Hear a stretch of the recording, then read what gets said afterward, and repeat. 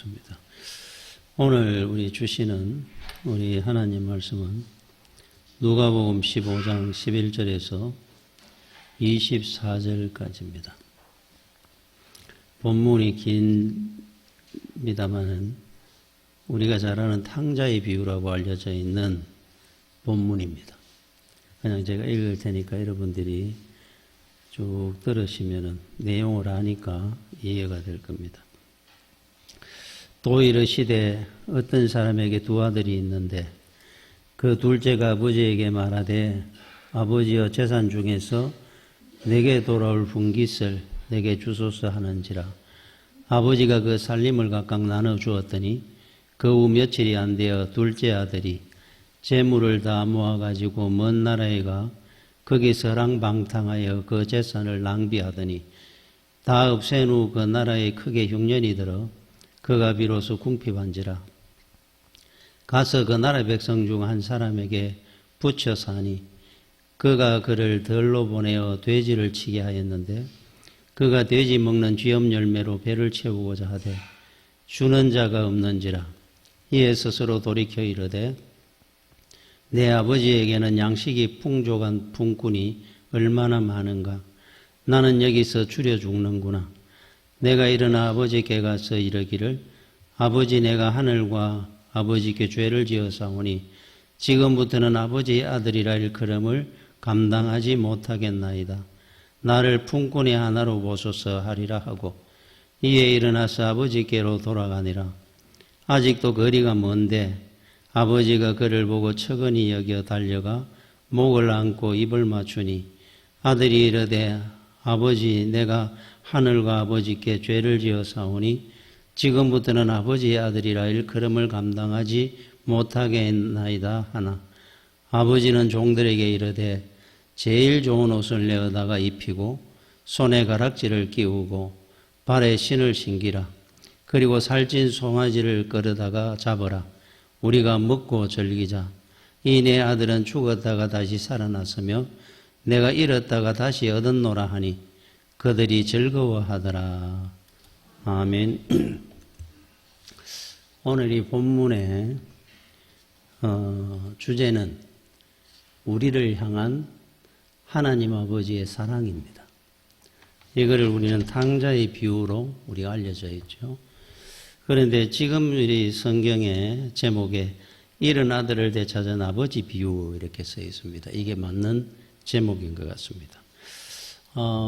복음 중에 복음이라 할 수 있는 정말로 우리 탕자의 비유는 참 복음의 핵심을 우리한테 가르쳐 준 본문입니다. 이 탕자의 비유, 오늘 나오는 제가 읽었는 이 비유의 주인공이 누구냐? 우리가 탕자라 이렇게 생각할지 모르지만은 사실은 이 주인공은 아버지입니다. 그리고 주제는 아버지의 사랑입니다. 어떻게 보면은 탕자를 아버지가 그렇게 사랑해서 그에게 모든 재산을 주고 또 그를 기다리고 하는 이 내용들, 오늘 우리를 향한 하나님 아버지의 모습입니다. 탕자는 청구서를 내밀 때마다 아버지라고 부릅니다. 청구서를 내밀 때만 아버지 내한테 재산의 반을 주십시오 할 때 꼭 우리 모습 같습니다. 우리도 어렵고 힘들 때만 주여 찾는 것처럼 늘 우리는 아버지를 사랑하고 아버지의 영광을 위해 살아야 되는 것이 옳은데 그런데 힘들고 어려울 때만 하나님을 찾는 경우가 많죠. 탕자의 모습입니다. 그리고 아버지를 우리가 생각해 볼 때 어떻게 달라고 한다고 아직도 어린애와 같은 그 아들한테 그 재산을 다 허랑방탕하게 했을 걸 알면서 관리도 못하는 그 아들한테 재산을 나눠주었을까? 참 한심하고 어리숙한 아버지가 아닌가 우리는 그런 생각이 듭니다마는 이게 사랑입니다. 아들에 대한 기대와 소망이 있습니다. 우리 아들은 언젠가 바른 아들로 되어서 살아갈 날이 올 거다. 지금은 비록 저렇지만 끝없는 사랑입니다. 그래서 끝없이 기다립니다. 아버지의 사랑입니다. 이 땅에 하나님 아버지의 사랑과 가장 닮은 것은 부모의 사랑이죠. 그 구약 성경에 다윗 왕 때 셋째 아들 압살롬이 반란을 일으킵니다. 아버지인 다윗을 죽이겠다고 반란을 일으켰습니다. 아마 그 당시에 전력상으로 본다면은 다윗의 군대가 더 막강했을 겁니다. 아마 그래도 그 반란군보다는.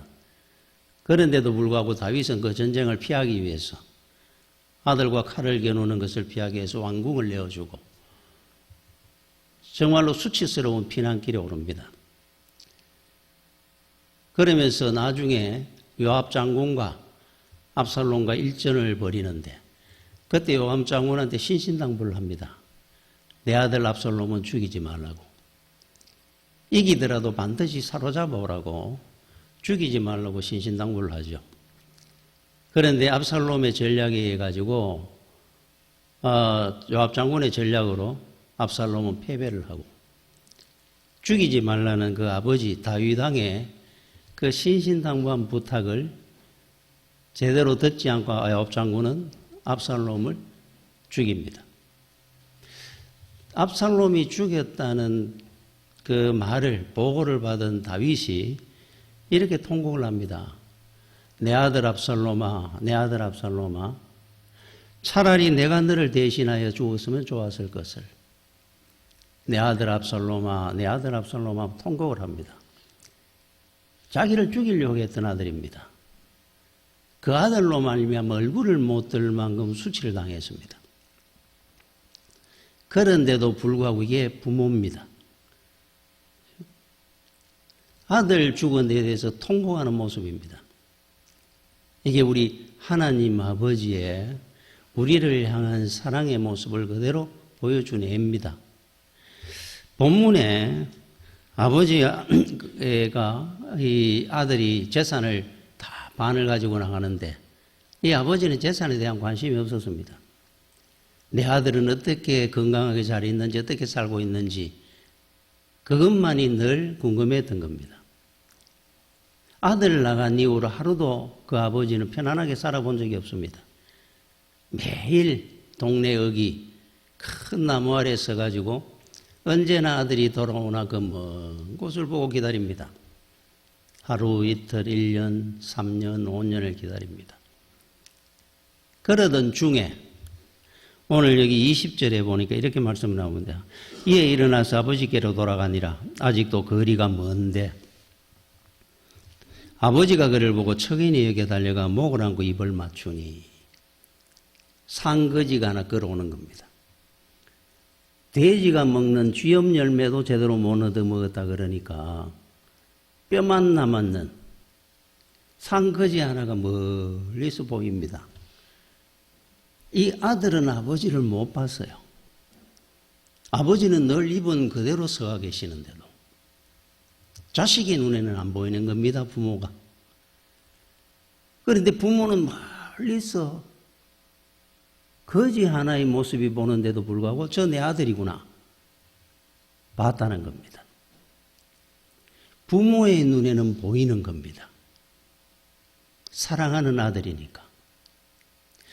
1989년도에 그 중국 외교부장 일행이 일본을 방문하게 되었습니다.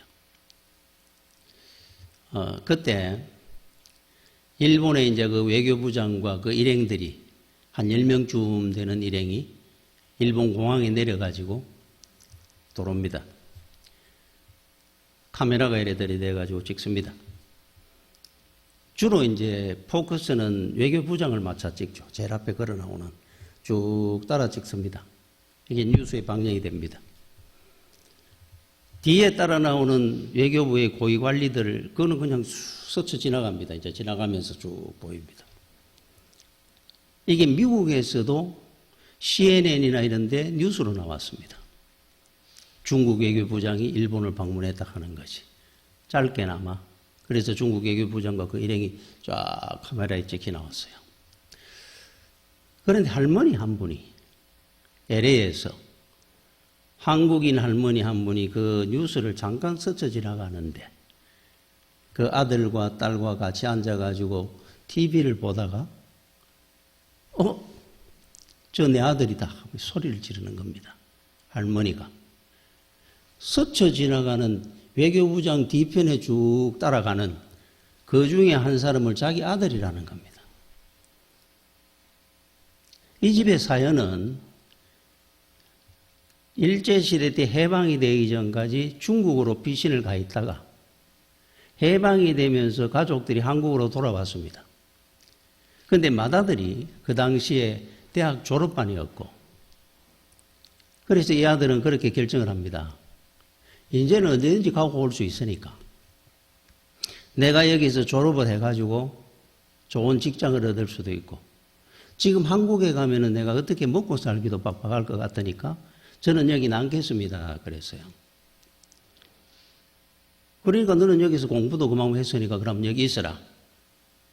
그래서 가족들은 한국으로 오고, 이 맏아들만 중국에 있으면서 공부를 해 졸업을 하고 취업도 하고 그러면서 금방 볼 줄 알았는데 공산화 되면서 35년간 이산가족이 돼가 살았던 겁니다. 연락도 한 번 못하고. 그리고 이 가족들은 미국으로 이민을 갔습니다. 또. 이제 연락이 완전히 두절돼가 살았는데 그 어머니가 뉴스를 보다가 외교부장이 지나가고 그 뒤에 외교부 고위 관리들이 따라 나가는데 그 중에 한 사람이 스쳐가는데 내 아들이라고 소리를 지르는 거예요. 아들을 만나러 가자. 그러니까 그 여동생도 있고 또 막내 아들도 있고 자기들도 같이 앉아서 보고 있었는데 아니 형님이 저기 나올 리가 있습니까? 분명히 봤다는 겁니다. 내 아들을. 그래서 그날로 바로 준비를 해가 2박 3일 중국 외교부장 그 일행이 있다가 가는데 빨리 가야 된다 그래가지고 비행기를 타고 그 다음날로 간 겁니다. 일본을.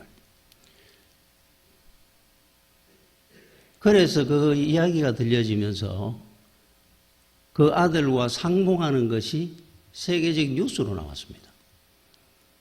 그 어머니가 정확하게 본 겁니다. 그 아들과 껴안고 울고 하는 것이 35년 만에 아들이 중국에 남아가 공산화되고 거기서 나중에 외교부에 취업을 해가지고 거기 관리까지 올라간 거예요. 어떻게 어머니 눈에는 한 10명쯤 지나가는데 그 뒤에 있는 사람들은 그냥 뉴스 카메라에 스쳐 지나가는 걸 어떻게 봤을까? 그 남동생도 여동생도 못 봤는데 어머니 눈에는 보이는 모양이에요. 그 자식이 어떻게 변해 있든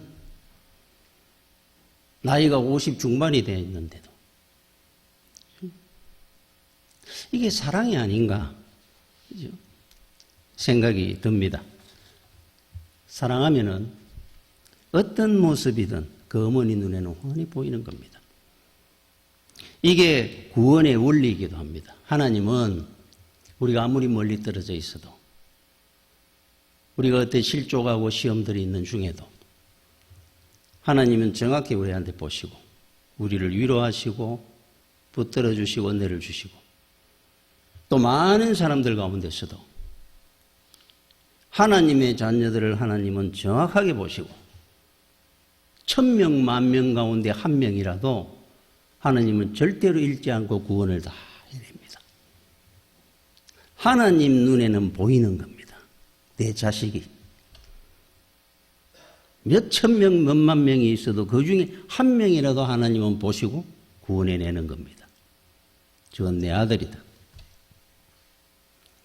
하나님이 이스라엘 백성들이 라합의 그 가족들을 구원할 때 여리고성에서 그때 정탐꾼이 여리고성에 먼저 들어갔습니다. 무너지기 전에. 그때 기생 라합이 그 정탐꾼을 숨겨주지요.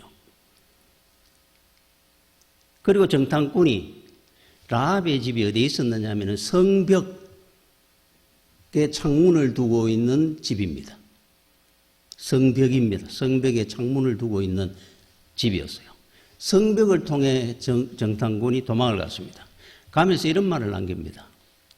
너와 너의 집안, 부모님, 친척들이고 다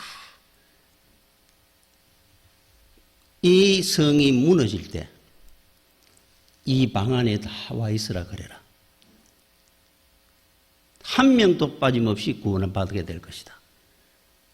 너희 친족들이든 누구든 불러 앉혀라. 그리고 창문에다가 붉은 줄, 붉은 천을 늘어뜨리 놔라. 그 성벽에 네 집이 어느 집인지 알 수 있도록. 정탐꾼이 그렇게 말을 하고 합니다. 라합은 그걸 믿었습니다. 자기 부모님, 형제들, 친척들, 이모, 고모 다 불러 모았습니다. 그리고 붉은 천을 늘어뜨려 놨습니다. 그 성에 사는 다른 사람도 의심도 안 했을 겁니다. 그게 뭔지도. 뭐 빨래 늘어놨는가 싶었을 거예요.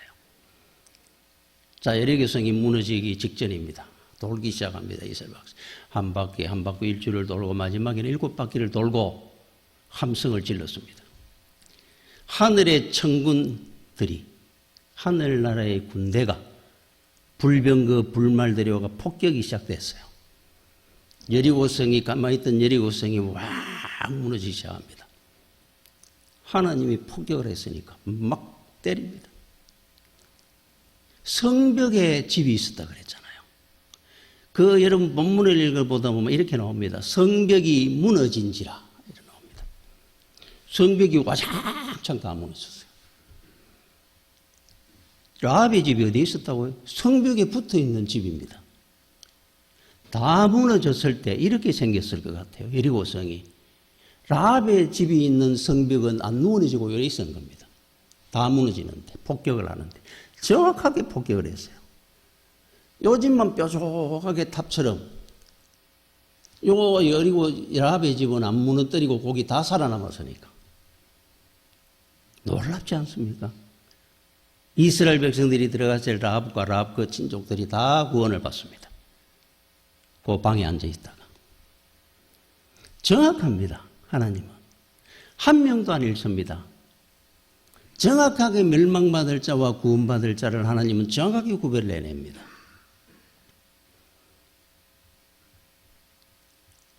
지금도 세상 가운데 하나님의 자녀들을 하나님은 정확하게 보고 있습니다. 때가 되면 불러냅니다. 다 폭격을 해가 멸망의 길을 가더라도. 여러분, 찰스 콜슨이라는 분이 있습니다. 닉슨 대통령 때 특별 보좌관 했는 사람이에요. 닉슨 대통령을 워터게이트 사건으로 사임을 합니다.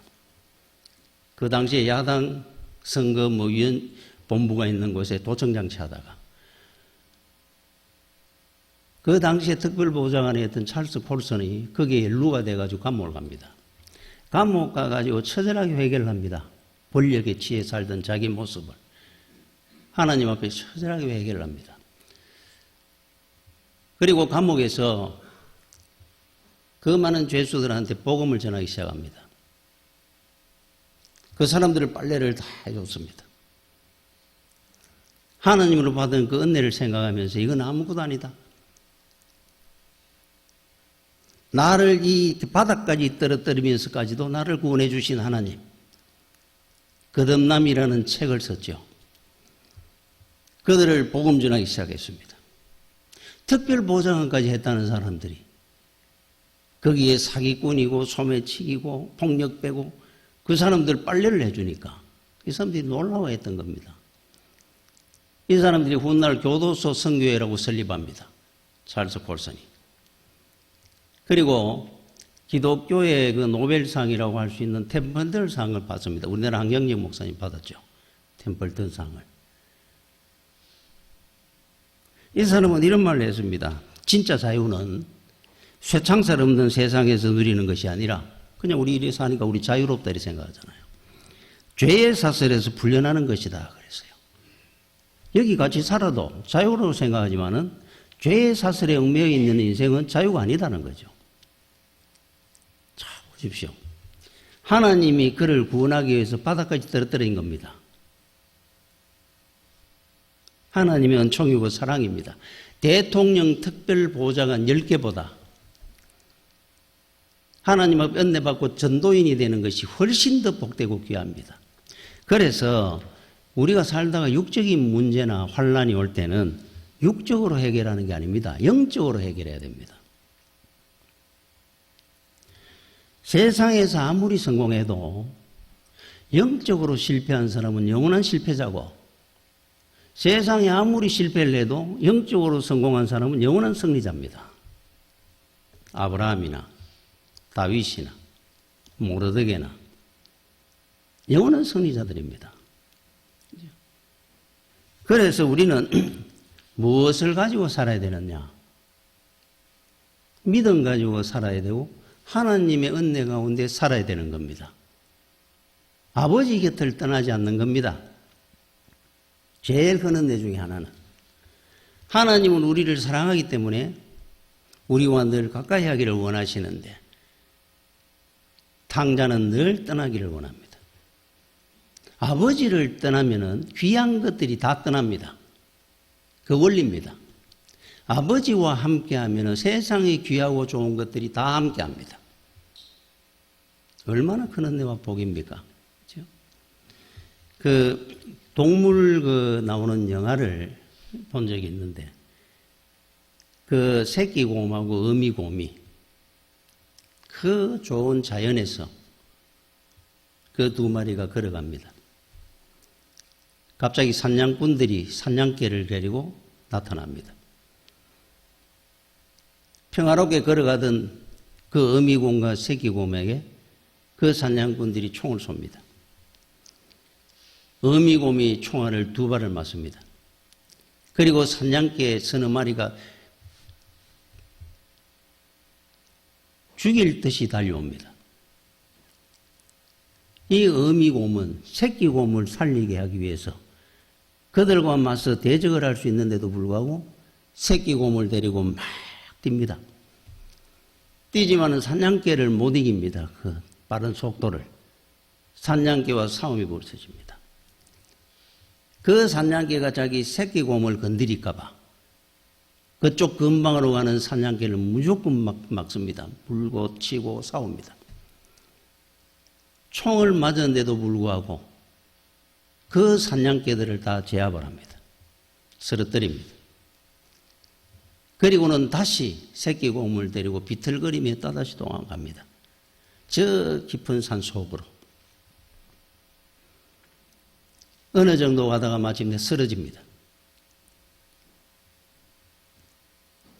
쓰러지고 나니까 새끼를 살려야 되겠다는 생각에 새끼곰을 쫓아냅니다.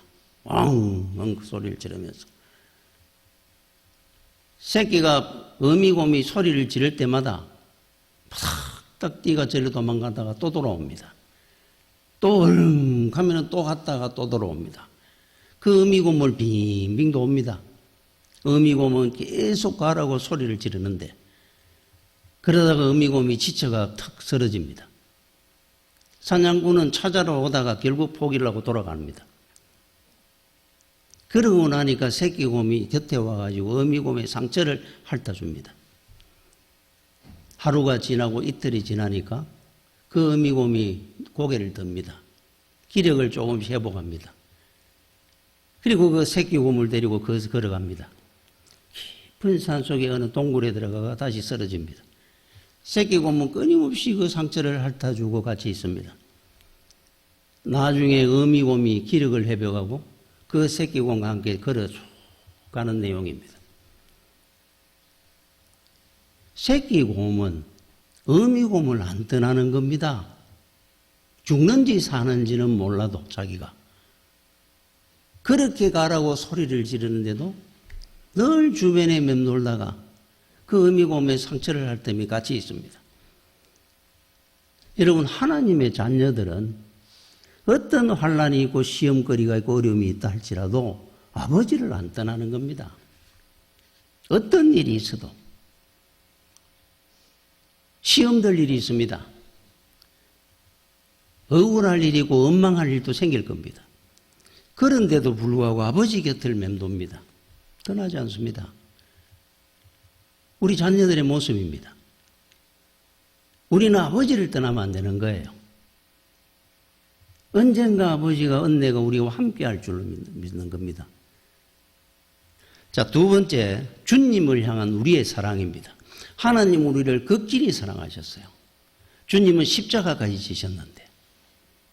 그런데 우리는 주님을 얼마나 사랑하느냐? 여러분 마태복음 26장 6절에 7절 예수께서 베다니 나병 환자 시몬의 집에 계실 때에 한 여자가 매우 귀한 향유 한 옥합을 가지고 나와서 식사하시는 예수의 머리에 부으니 매우 귀한 향유 한 옥합을 자기의 전부입니다. 그 당시에 이 향유라는 게 굉장히 비쌀 때거든요. 그거를 주님의 머리에 다 부어드렸다 그럽니다. 이유가 뭐겠습니까? 사랑하기 때문에. 자기 전부를 드리는 겁니다. 주님을 위해서. 여러분 사랑하면은 다 줄 수 있습니다. 우리 부모님들이 자식을 사랑하기 때문에 자식을 위해서 인생하고 헌신합니다. 다 줍니다. 제가 그런 이야기를 했죠. 제가 어머니가 서울 계실 때 한 번씩 어머니 집에를 가면은 어머니가 뭘 잡숫다가 맛있다 싶은 거는 남겨놨다가 제가 오는 날이라 싶으면 그걸 저를 줍니다. 옛날에 그 당시에 바나나 이만큼 줍니다. 심지어 그 화장실에 들어갈 때 발 닦는 발 닦개 걸레 그거를 한 번은 검은 봉다리에 넣어놨길래 이거는 뭡니까? 그러니까 발 닦개인데 내가 발 닦아보니까 너무 좋더라는 거예요. 아니 발 닦개 우리 집에도 있습니다. 아이고 있어도 이거가 한번 닦아봐라. 내가 닦아보니까 이게 너무 좋더라. 그래서 나는 하나 더 썼다. 좋으면은 저걸 제가 생각나는 거예요. 어머니는. 그래서 여자는 어떤 사람인 줄 압니까? 반대로 맛있는 걸 먹든지 좋은 게 있으면 부모 생각이 나는 겁니다. 이거 우리 부모님들이 뭐 맛있어 잘 잡수실 건데 이거 우리 부모님들이 뭐 좋아하실 건데 이게 효자입니다. 부모는 자동입니다. 뭐 좋은 게 있고 맛있는 게 있으면 자식 생각하잖아요. 우리가 바로 하나님 앞에 오늘 본문에 제가 읽었던 한 여인이 향유를 한 옥합을 주님께 부어드렸다. 이 믿음의 교훈입니다. 여러분들이 귀하고 좋은 게 있습니까? 그 주님에게 드리고자 하는 마음이 여러분들 속에 있는지 한번 보십시오. 주님은 우리를 위해서 생명까지 바쳤잖아요.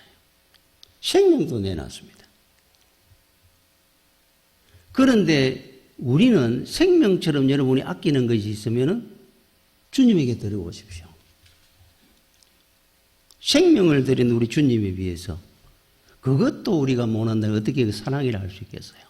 이걸 또 어려운 욕심이라 그럽니다. 여러분 세상 욕심을 갖지 말고 어려운 욕심을 가지십시오. 뭔가 귀하고 좋은 게 있으면은 이거를 내가 주님을 위해서 써야 되겠구나. 이거는 주님에게 드려야 되겠구나. 이게 주님을 향한 우리의 사랑입니다. 우리의 사랑. 주님은 우리한테 그보다 10배, 100배 더 귀한 걸 주셨는데 우리는 좀 좋은 게 있으면 주님 생각 전혀 안 합니다. 잊어버립니다. 좋은 걸 누리고 살수록 믿음도 잃어버립니다. 여러분 창세기 29장 20절에 야곱이 라헬을 위하여 7년 동안 라반을 섬겼으나 그를 사랑하는 까닭에 7년을 며칠까지 여겼더라. 이거 라헬이라는 여인을 그 라반의 딸이죠. 어떻게 보면 자기 외사촌입니다. 외삼촌 집 라반의 집에 있을 때 라헬과 결혼을 하기 위해서 외삼촌한테 이야기를 하죠. 내 라헬과 결혼하게 해주십시오. 그리고 외삼촌이 좋다. 이제 계약을 합니다. 계약을 하는데 어떤 조건이냐니까 7년을 무임으로 우리 집에서 일해라. 그러면은 라헬과 결혼하게 해줄게. 그랬더니만은 야곱이 7년을 며칠까지 여기며 지나가더라 그랬어요. 야, 그런데 우리가 이해가 안 되는 중에 하나가 뭔가 여러분이 기다리면은 하루가 천정 같잖아요, 오히려. 7년이 70년 같이 여겼더라 하면 이해가 되는데, 그렇게 사랑하는 여인과 결혼하는 건데 7년을 며칠처럼 여겼더라 그럽니다. 그러니까 이 이야기는 어떤 거냐면은 사랑하면은 힘드는 게 없어진다는 뜻이에요. 힘드는 게 없습니다. 사랑하면은 무엇이든지 할 수 있어요.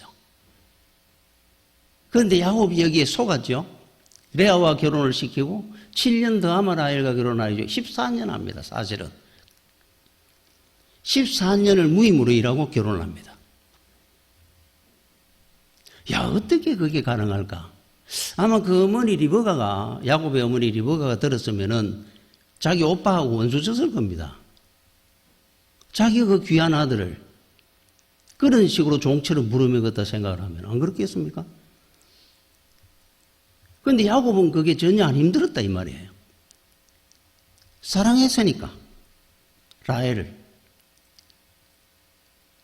아마 7년이 아니라 70년도 그래 살았을 거예요.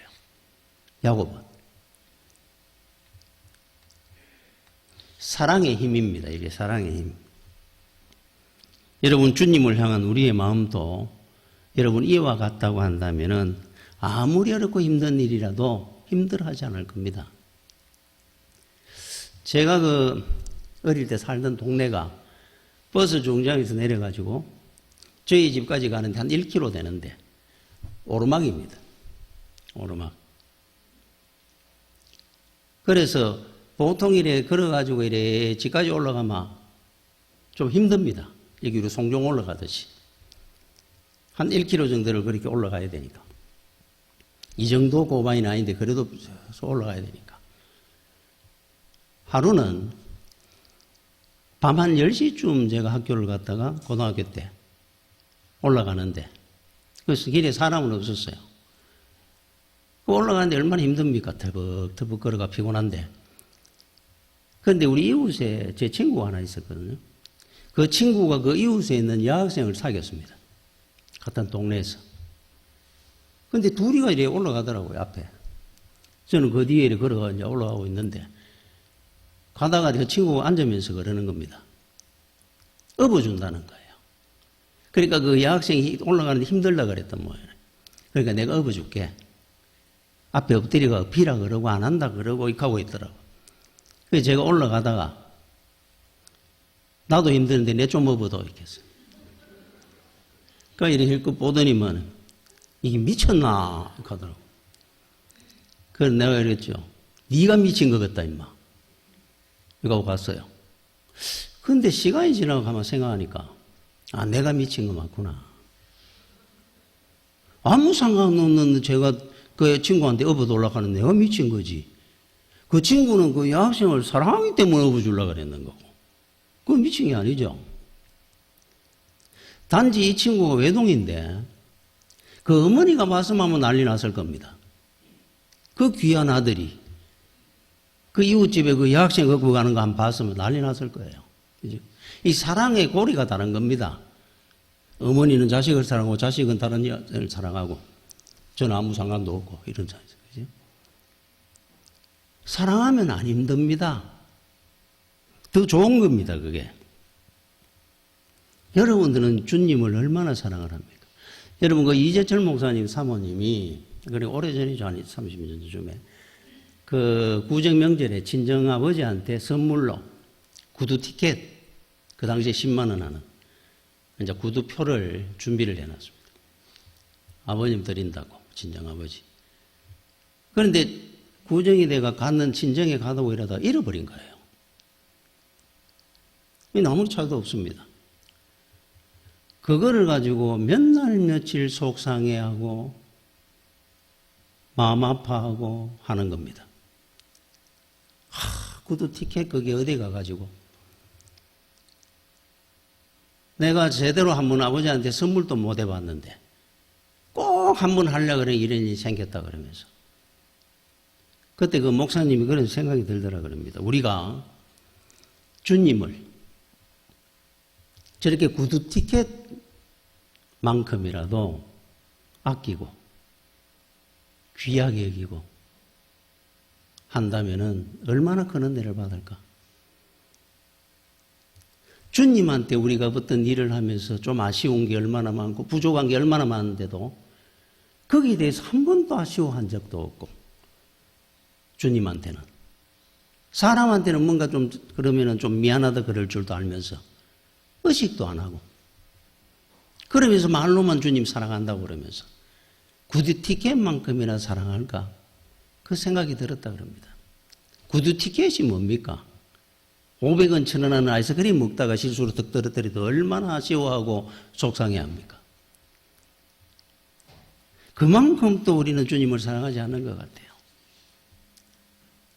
여러분, 마태복음 26장 8, 9절의 그 뒷절입니다. 그 향유를 부은 그 여인의 그 이야기의 뒷절입니다. 제자들이 보고 분개하여 이르되 무슨 의도로 이것을 허비하느냐?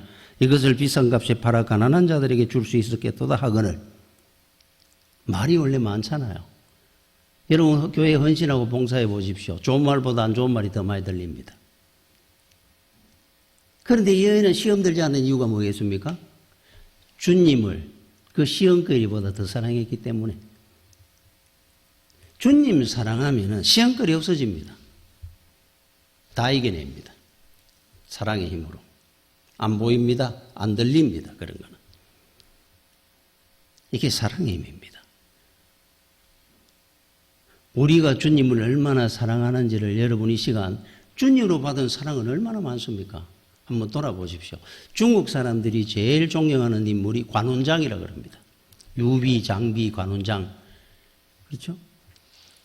관운장이 한 번은 조조한테 포로가 되었습니다. 붙들려갔습니다. 조조가 관운장을 자기 편을 만들려고 맛있는 음식도 주고 진귀한 보물도 선물해 주고 아무리 해주는데도 불구하고 그거 제대로 감사하지도 안 하고 필요 없다는 겁니다. 아무리 줘도 안 됩니다. 그러다가 조조가 아끼던 적토마가 있었어요. 하루에 천리를 간다고 하는. 그 적토마를 선물을 마지막으로 준 겁니다. 줬더니만 그렇게 기뻐하고 좋아하는 겁니다. 그래서 조조가 물었습니다. 그동안 내가 진귀한 보물도 내가 선물해 줘봤고 그렇게 맛있는 음식도 대접해 줬는데 한 번도 기뻐하고 좋다는 적이 없었는데 어떻게 이거 적토마를 받고 그렇게 기뻐하느냐? 관운장이 이런 말을 합니다. 이 말은 하루에 천리를 간다고 그러니까 우리 유비 형님이 어디 있다는 내가 소식만 내 귀에 들리는 순간 하루에 달려가서 볼 수 있기 때문에 나한테는 적토마가 제일 귀하고 좋습니다. 그랬어요. 조조가 평생 후회했답니다. 아무리 줘도 안 되고 오히려 줬더니만 유비한테 더 달려가고 싶어 하니까. 자나깨나 유비밖에 없었어요. 세상에 어리도 이런데 여러분들은 주님을 어느 만큼 사랑합니까? 그렇죠? 사도 바울은 자나깨나 주님밖에 없었어요. 어떻게 하면 주님을 내가 위해서 내가 내 목숨이라도 바치고 싶었는데 주님을 사랑했으니까. 여러분 사랑하면은 변화시키는 능력이 있어요. 오늘 우리가 구원받고 변화된 힘이 어디서 왔습니까? 주님의 사랑의 힘이잖아요. 사랑을 하면요 생명의 역사가 일어납니다. 여러분 김노호 목사님이 목사가 어떻게 되느냐 할 때 제일 첫 번째로 꼽는 이야기가 있습니다. 자기가 목사가 된 이유 첫 번째. 주일학교 2학년 때, 그러니까 초등학교 2학년 때죠. 교회를 다녔는데 그때 주일학교 선생님이 여대생이었는데 2학년이었다 그래요. 대학 2학년. 그 아이들을 얼마나 이렇게 자상하게 사랑하며 이렇게 가르쳤다 그럽니다. 근데 그 중에 하나 예배 때마다 만약에 자기 반 애들이 10명이면은 매주일마다 한 명씩 무릎 위에 앉아고 껴안고 예배를 드리는 겁니다. 오늘은 얘를 껴안고 예배 드리고 다음 날은 쟤를 껴안고 예배 드리고. 김동호 목사님이 차례가 되었어요. 그날 그 여선생님이 자기를 껴안고 예배를 드립니다.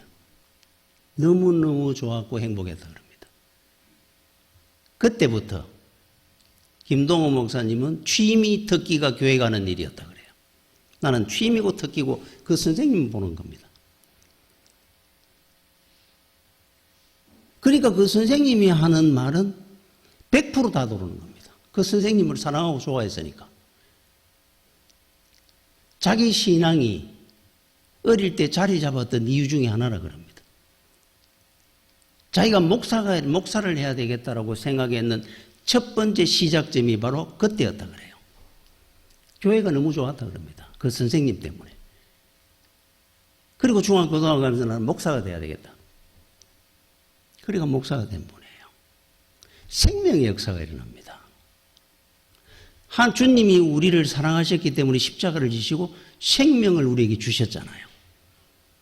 여러분들이 주님을 한번 사랑해 보십시오. 사도 바울처럼, 김익두 목사님처럼, 주기철 목사님처럼. 생명의 역사가 일어날 겁니다. 여러분 주변에서.